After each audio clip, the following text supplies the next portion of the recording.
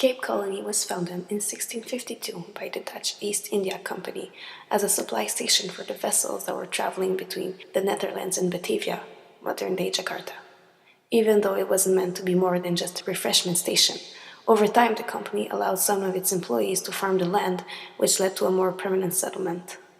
The arrival, 26 years later, of some French Huguenot refugees, as well as some settlers of German, Scandinavian, Irish, and Scottish backgrounds, increased the settlement size. All these different ethnicities were incorporated into what became the Boers in Cape Dutch. The citizens of the settlement practiced two main religions, Dutch Reformed Church and Anglican. The official language of the colony was Dutch from its inception up until the British officially changed it to English in 1806. Later on, Dutch was reinstated as an official language but secondary to English. Today, the colony is located in South Africa. In April 1652, on a commission for the Dutch East India Company, Jan van Riebeeck, a seaman, and other Europeans settled in South Africa, especially in the Cape Colony. The purpose of this trip was to supply trading ships, so the Cape Colony was an important place for them to get provision such as vegetables, meat, all kind of food. So Jan van didn't come alone. He came with 5 ships and with 82 men and 8 women. And later on their trip, during the first winter, Jan's people dramatically suffered from diseases called scurvy, smallpox, and half of them died. They didn't have sufficient vitamin C. So he had the idea to build a fort so the bay became more attractive, and they needed help for the port's construction. So they imported slaves from Madagascar and Batavia, but then the Dutch settlers came and people from all over Europe came too.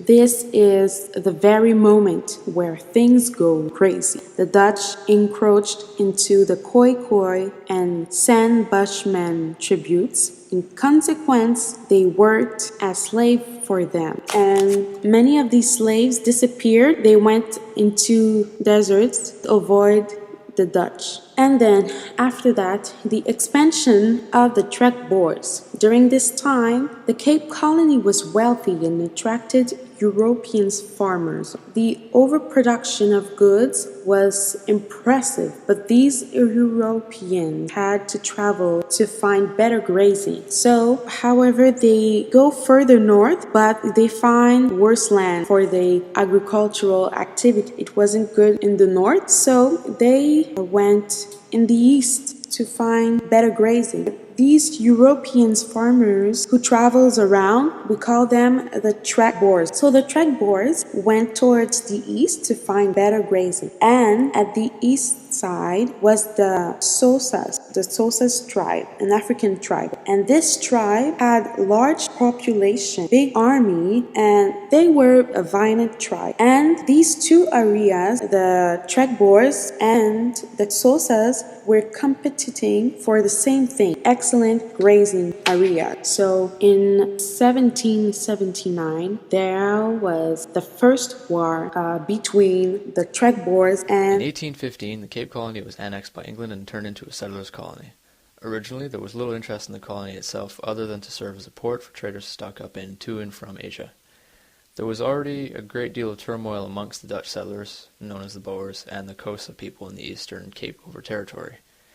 In 1820, the English would send 5,000 people to settle on a stretch of land in between the two feuding populations, to try and act as a buffer. However, it was largely unsuccessful. But, thanks to the 1820 settlers, the British presence in the area was reinforced, which would lead to more conflict with the Dutch Boers. Meanwhile, there was a sweeping shift in power amongst the tribes in South Africa due to the military expansion of the Zulu people, which was called the crushing, or the forced migration, depending on who you asked. For reasons unknown, the Zulu kingdoms organized and became a military state under a man named Shaka Zulu. He built the very large armies and killed or enslaved anyone who got in the way. Seeing this, many tribes just moved out of the way, and as a result they encroached on their neighbors' land, which created a shockwave of displacement far into Africa. Shaka Zulu was eventually murdered in 1828 by his half-brothers, and the expansion of the Zulu kingdom stopped. The Boers grew increasingly angry at the British and their rule over the colony. For example, the abolition of slavery in 1833. The Boers disagreed with it because it conflicted with their view that it disrupted the God-given ordering of races. Their disagreements would lead to the Great Trek, where the Boers headed further inland to find more independence from the English laws. The Boers would eventually become stuck in the middle of an expanding English colony and an expanding Zulu kingdom.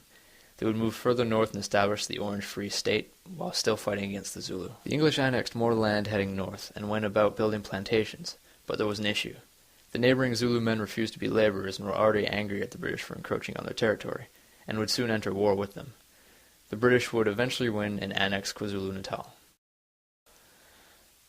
The Boers' resentment of the British turned into a full-scale rebellion over a piece of land known as the Transvaal because it had been found to have diamonds. The British attempted to claim it and take it from the Boers who were settled there initially. The rebellion was a success and took a short year, with the English being crushed in 1881. The newly independent Dutch settlers formed the South African Republic. Eventually, gold would be discovered in the South African Republic, which led to many British miners immigrating there. It was a huge population boom which put the Boers in a minority within their own borders once again. The British demanded that the 60,000 foreign immigrants would gain voting rights, but the Boers rejected the notion and declared war. The war lasted until the June of 1900, where the Boers' last town was surrendered.